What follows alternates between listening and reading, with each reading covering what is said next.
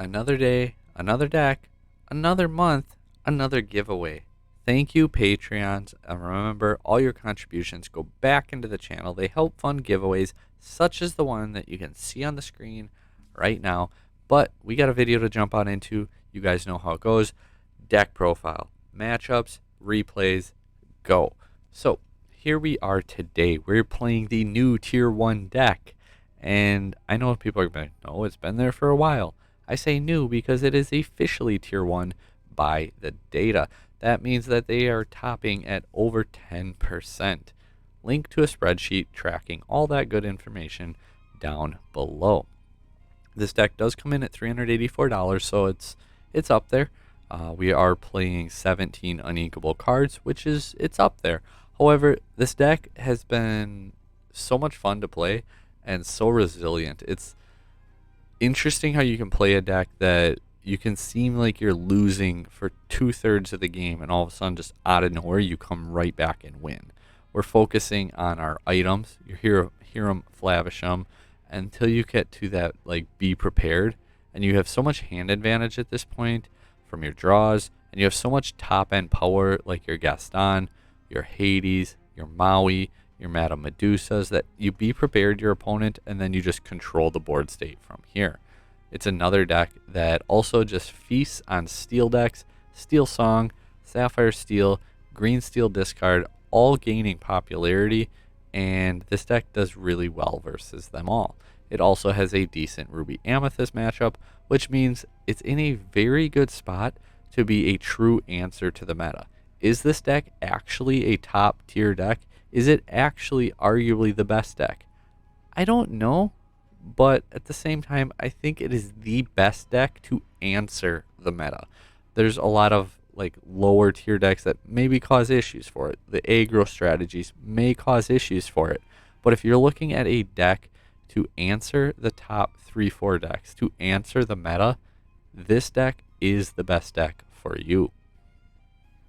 In our 2-drop spot, we are playing 4 Queen of Hearts. 3-drop, we're playing 3 Judy Hopps. She can double up as item removal in the mirror match. Sure, they get to draw a card. Not too worried about it. She also quests for 2 and has 3 willpower, so that's kind of nice. Your Grandma Tala is a 4-drop because she can tutor into your deck, look at a couple cards, and add the impactful one to your hand. Also, as a 4-drop, your Hiram Flavisham is your draw engine. This card is just insane. Then we get into our higher end cards. You have your 4 Mauis to come down and just smash your opponent's board. You have your Madame Medusa to deal with Beast Tragic Hero, Robin Hood Champion of Sherwood, and so many other threats. Gaston, Intellectual Powerhouse, quests for 3, swings for 4, and he gets to look at the top 3 cards of your deck and add one to your hand. It seems like he always hits something that's very helpful, so that also just feels so good.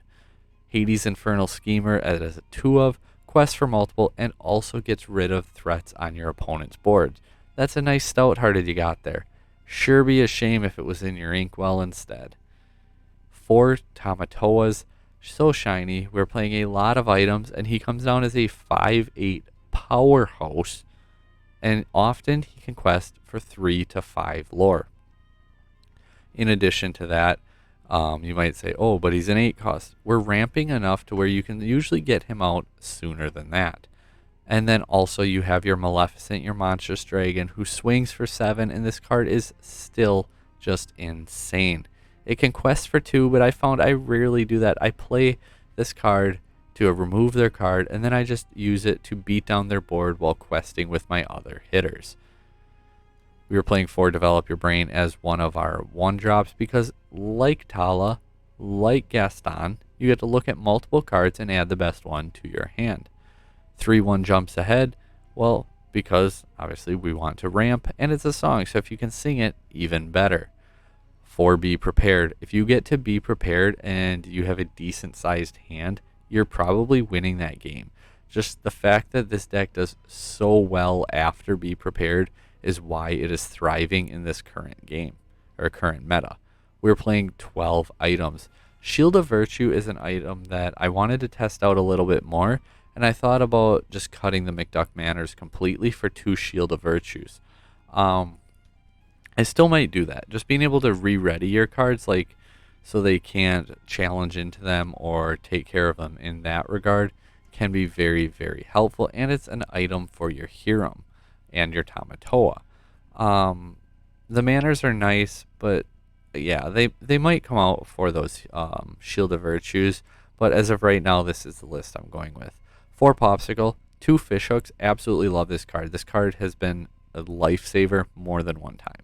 Fishbone Quill also is a 4 of. And then Lucky Dime for those turns where it seems like you just get 10 lore out of nowhere and your opponent is left thinking, what just happened? So let's look into some matchups. Ruby Amethyst. They, especially the non-aggro version, they don't necessarily come out super fast swinging. They're more a mid-range deck, get to be prepared, and then control with their powerful cards. But so do we. And I think our draw engine is arguably better than theirs is. So you can build your resources better. And I think our top end is better because if you look at the top end here, we have those cards too, but we also have the Sapphire top end. If you look at a deck like this, you notice that the early to mid game is almost all Amethyst. Obviously, you could have Minnie Mouse instead of Olaf. You could have some other cards mixed in there, but the top end of this deck is like our top end, but it's missing the Hades, it's missing the Tamatoa, it's missing the Lucky Dime. So I think if you get to that Be Prepared range in a decent spot, even versus this deck, it's just smooth sailing afterwards. Steel Song, we mentioned it in our Ramp and Draw deck, the Amethyst Sapphire one. Like, the Steel Engine really doesn't bug me too much. I feel like we handle it pretty well. You have, especially with this deck, because the Ruby removal is just crazy, especially because obviously Amethyst does not have the removal of it. They have draws and other good aspects. But here you have Ruby and Sapphire's top end removal to deal with the Stout-Hearted, to deal with the Champion of Sherwood, to deal with the Tragic Heroes. In addition, we have a lot of high willpower characters, so their spells aren't as their songs aren't as impactful either. And in addition to that, if they Whole New World you, it's like, okay, cool. You just refilled my hand with powerful cards.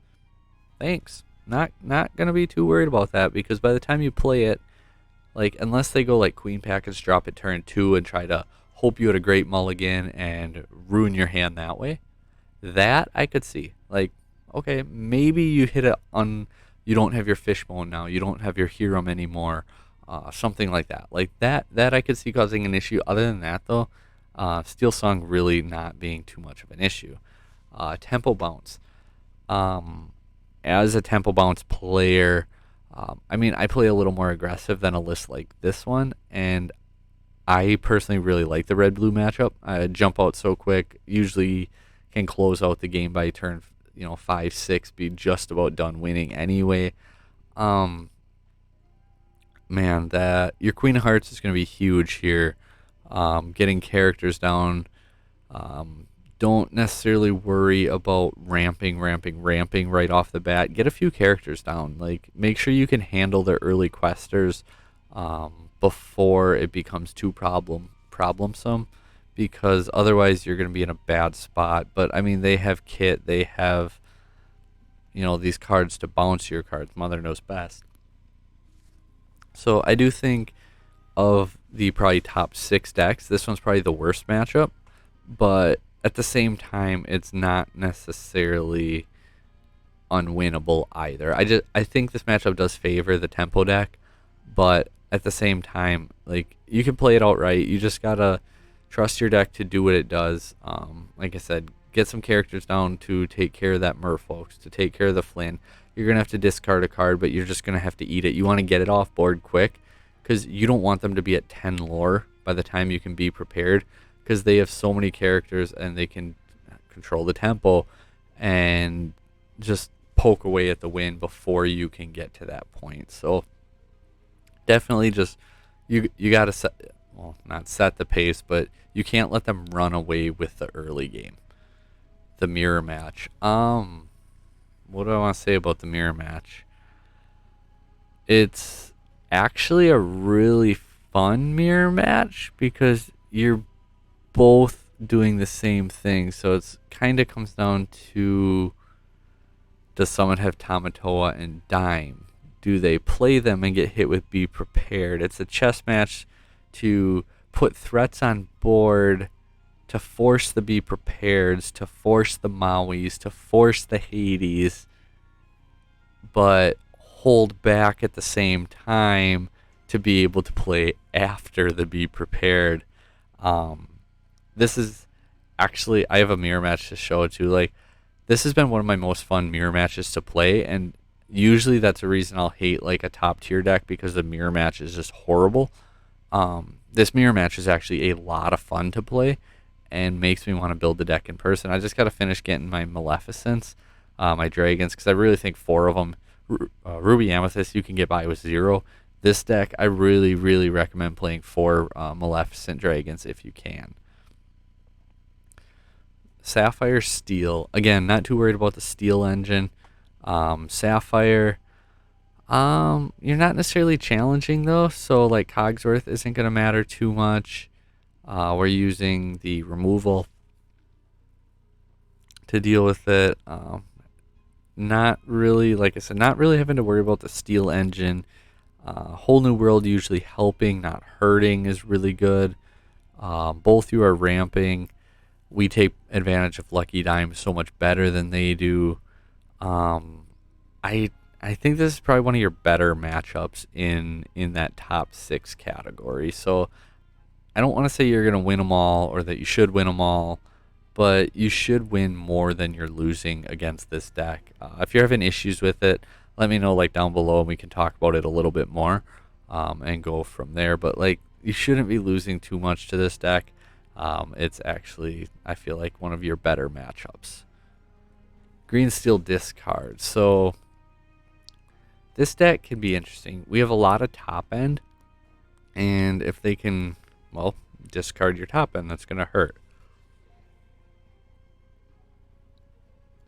Ugh, I apologize. It is like 11:30 here, and I've been talking for almost an hour between the video recordings, and we're going to finish this one out. But Green Steel discard. So you can't just dump your hand with this deck because you play so much top end, and you don't necessarily have a recover. I mean, you do, but you don't. You gotta play it smart. Like, Prince John comes down, which more of them are on him now, which means like at least with their Hypnotize or their Sudden Chill, when you're discarding, they're drawing. It's not like Bucky where they're playing cards and you're discarding. Ursula singing Double Chill though hurts a lot, having to discard 2. Again, I don't think it's a horrible matchup. Really try to keep that Ursula. Ursula's the biggest threat here because double singing the Sudden Chill is going to be the worst for you. Their draw, not too worried about. They don't have that impactful of cards other than, like I said, the Ursula Sudden Chill that you really need to worry about. A solo Sudden Chill or a Hypnotize. Discarding 1 isn't going to be the end of the world. The Merfolk or the Flynn, we have so much removal starting turn 5. I wouldn't be too worried. Oh, we just got to get through these replays. And first and foremost, we are into a mirror match. Oh, I forgot how long this video was. We got 2 replays, sped up 150%. I hope I sped it up. And it is 26 minutes. Yeah, 26 minutes. I actually don't think I sped it up, so we might skip ahead a little bit here. So we're going first. We want to get to our hero. We want a 1-drop. We want our Fishbone Quill. We want to be able to get somewhere with... Why is it doing this to me today? The last video I did too, it like just constantly keeps popping up. I'm not touching it. My mouse isn't moving. It's so frustrating because then you guys just see it and it's like, okay, don't move. Oh, there it is. And okay. Actually, I wonder. Not that I want to change anything mid-video on us. So we ink. We played our one jump ahead. Yeah, let's go speed. Here we go. Now we can go popsicle. Go ahead, draw a card. Be drawn to another. Develop your brain. Not one jump ahead. Play another popsicle. Hit another popsicle. Sorry, I just wanted to speed it up a little bit though, so that we're not sitting here watching it in real time, because those replays can get so bad. Again, this is a matchup where the Queen of Hearts and her rush isn't going to really do a whole lot, so our opponent can go ahead, play Queen. He can throw characters down. I'm going to go for the long game here. I'm going to ramp. We're both playing the top end game, and if I can get there first, I felt like that was a better strategy for me. Let my opponent go ahead and put characters down. Not a fan of that Donald Duck card. So our lists obviously are a little bit different. He does come down with Mickey and be able to ramp a little bit there.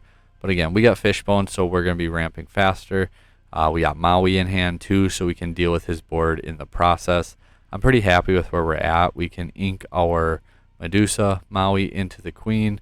I don't have another inkable card. I want to keep the Hiram for our draw engine, so we don't actually get to truly get ahead on our ramping just yet. Fan the Flames makes me feel like normally aggro, but here it's just protecting his other cards so he can quest or challenge.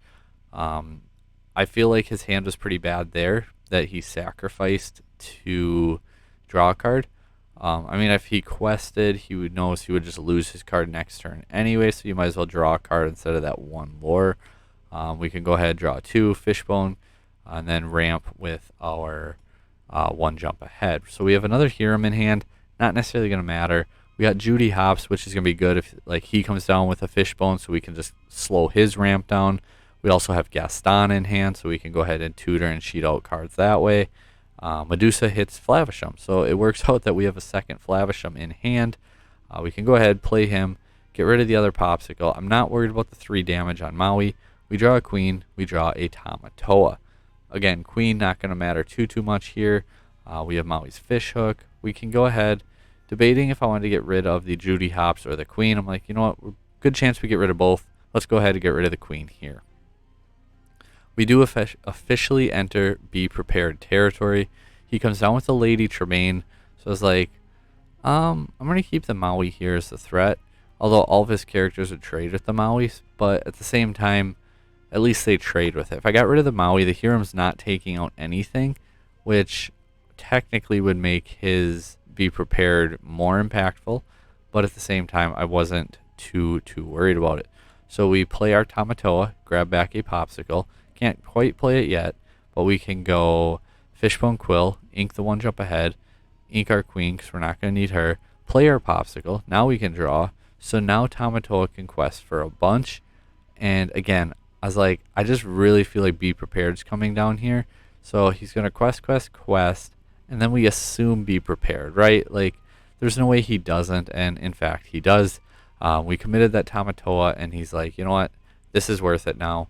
We play our Gaston, and I was like, nope, I'm going to force him to have another Be Prepared. I could have grabbed my own, but he's got 3 cards. Like, why would I grab Be Prepared there? I'm going to grab Tamatoa and put him on, you better have Be Prepared, otherwise I'm going to start running away with this. We played Judy Hops to quest for 2, not worried in this case about getting rid of an item because I did not need the draw. We draw into our Lucky Dime, and then because of that we can go crash and take out the Agrabah right away. Lucky Dime then target the Gaston, gain 3 lore. Now next turn we can come down with our Tamatoa, and we could Lucky Dime our Tamatoa and gain 5 lore. Maui comes down and he goes and takes out the Gaston cleanly. So we draw into our own Maui too. So I was like, oh, this is just getting interesting. I'm going to keep the Be Prepared in my hand for right now. We're going to go ahead, Fishhook, boost the Judy Hops, and put 5 on the Manor. Maui's going to come down and trade with the Maui cleanly. Putting him in a spot where, well, we can go for 4 more lore next turn, or we kind of have options. He comes down with another McDuck and then a Mickey. So 1 card left in hand, and it's like, well, is it Be Prepared? If so, well, good on him. But we're going to go ahead, boost Hops again, finish taking out the Manor, ink our Grammatala, come down with our Maleficent, get rid of the Mickey, knowing we still have Tamatoa in hand. So if he comes out and say, be prepared, our Tamatoa is going to be able to go for 5 each turn, and that's going to help us out a ton. So queen comes down, Pooh comes down. He can go queen into Judy, which loses his queen, and Judy sticks around. So I really don't understand it, but hey, what am I doing here? We can go ahead, Fishhook, boost the Maleficent to 10, and take out the Manor in one single swing.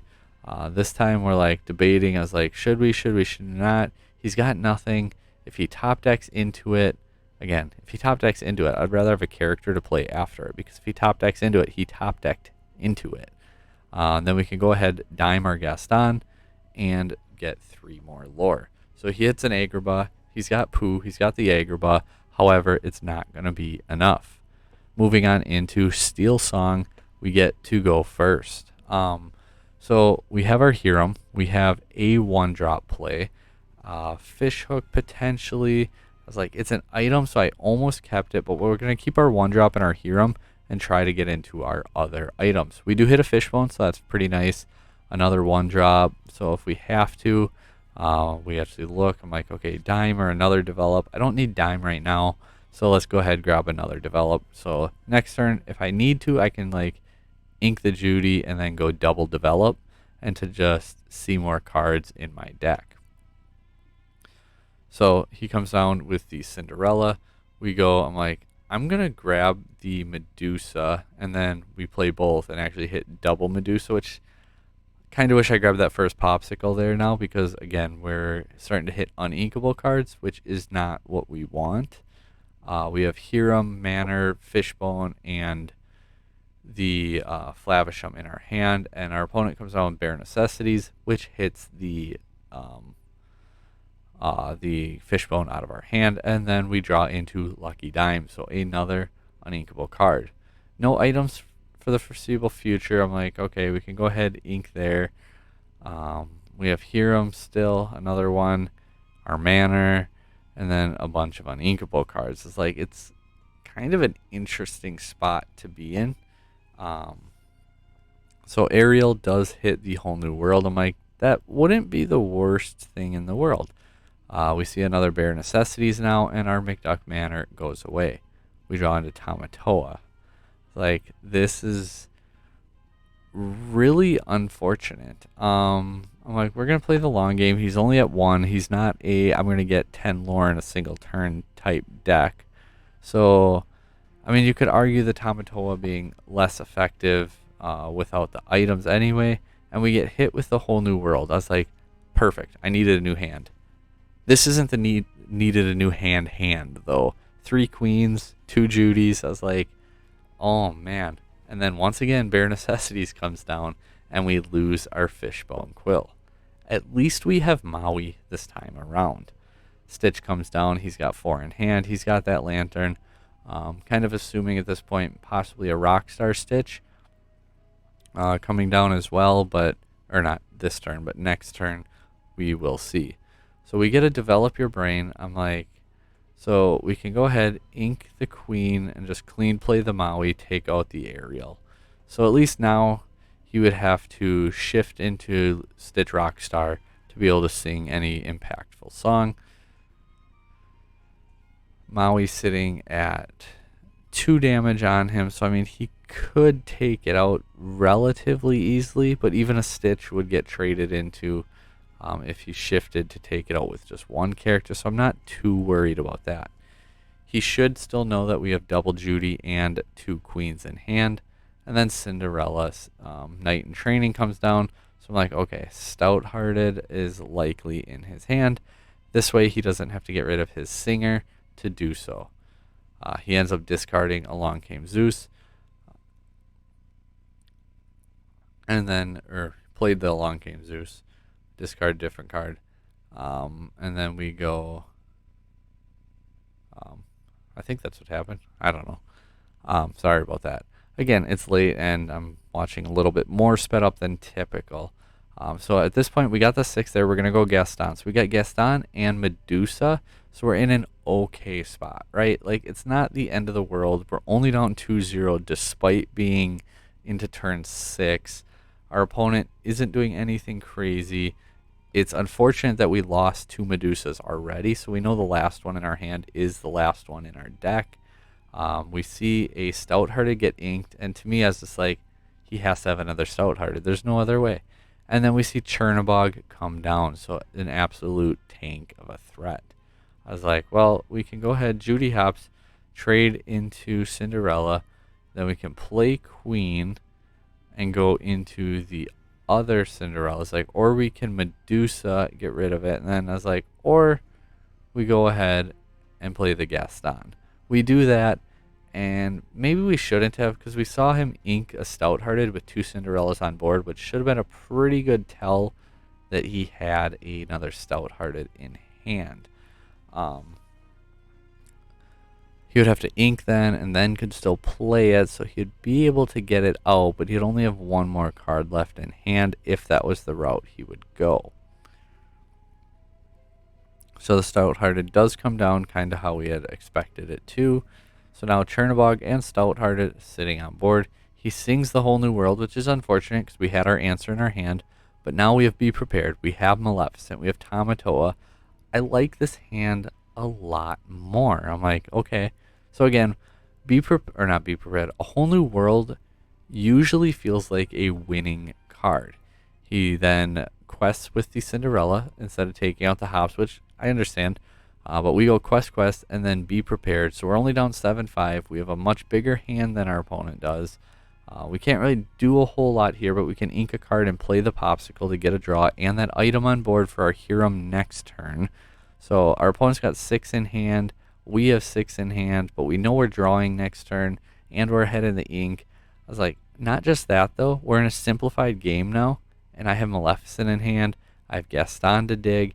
I have Hiram to draw. I'm like, I'm actually sitting okay. And we also have Queen of Hearts, where now we could even rush her into Cinderella, then discarding one of his songs. And to top it off, we draw into a Hades. So we end up coming down with the Hades, get rid of the Stitch Rockstar. I was like, okay, so now we can ink 1 Hiram because we have 2, play our Queen, go trade even with the Cinderella. So now just kind of looking at our opponent's hand, or not hand, his discard, sorry. Ariel comes down. We're going to see what he can get with the Ariel. And he has Let the Storm Rage On. So again, we're down 7-5. Not too worried about it because our hand is loaded with very strong cards. And another Chernobog comes down. I'm not a huge fan of Chernobog, especially in Steel Song. We play our Maleficent, get rid of that Chernobog. So we have a much better board state than our opponent does, and our hand size is basically identical. So I'm like, I'm pretty content with where we're at. He doesn't have much for cards that can deal with Hades Maleficent on board. So our board state is just much stronger than his. He comes down with the Rockstar and then the Stitch to play, exert, draw. Lantern comes down. So, like, he's gone through a lot of his really good cards. I have really good cards in my hand. We draw into Be Prepared. Not too worried about it. Don't plan on using it because I think our board state is much better than his. Hiram draws into 2 more items. We hit the Popsicle and the Maui's Fishhook. We can go ahead, ink there, play our Gaston. I was like, okay, Tamatoa, Fishbone, what do we want to go for? I was like, let's go ahead for the Tamatoa. Hades, Crash, then Maleficent can go ahead, quest. We take our first lead of the game. Now at this point, 2, we're sitting with 8 questing on board, so we're 2 turns away from winning the game. We have double Tamatoa in hand. Let the Storm comes down, hits our Hades, does 2, draw 1 again. Not too worried whatsoever with the game state.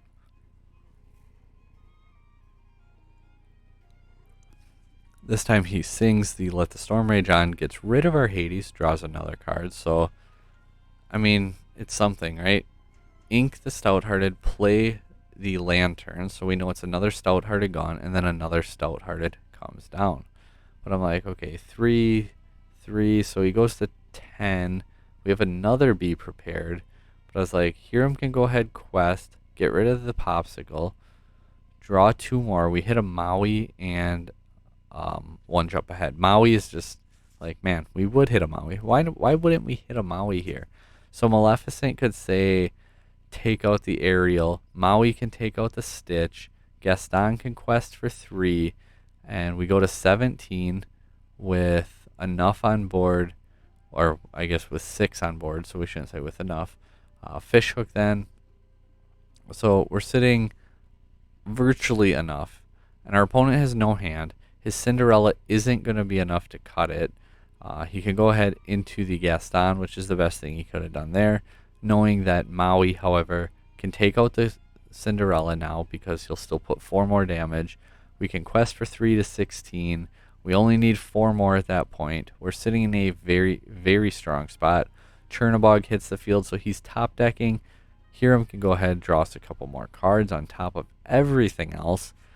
Like I said, we go 16 to 10. I was just like, you know what, we're going to do it. Be prepared. That's just it. Done. And there we are. So then we play the Fishbone Quill, play the 1 jump ahead. Fishbone Quill, go ahead, get rid of the other Be Prepared because it does not matter. And just like that, we're up to 14. He actually hit another Chernabog. We hit another item. So we go Maui, go ahead, select. Let's go ahead, grab that Popsicle. We can go play our Grammatala, play our Popsicle, grab our Maui, play our Maui's Fishhook. I mean, game glitched out. But then play our Maui's Fishhook. So if he can't remove Tamatoa, we win the game. Plays the Let the Storm Rage On, draws a card, plays the Whole New World. It's not going to matter because there's nothing in his deck to get rid of that Tamatoa for him. So this is kind of it, guys. If you liked it, like, share, subscribe, comment down below. Again, I'm not going to say this is the best deck, but if you're playing in a super competitive environment, if you're expecting a lot of Steel Song, Green Steel, Blue Steel, Ruby Amethyst, this is the best deck to counter all of that. And the mirror matches are actually fun too. So if you're playing in a tournament like that, I absolutely think it's a very strong deck for you. If you're expecting to play a lot of aggro, I might pick a different deck. But thanks for watching, guys. Until next time, take care.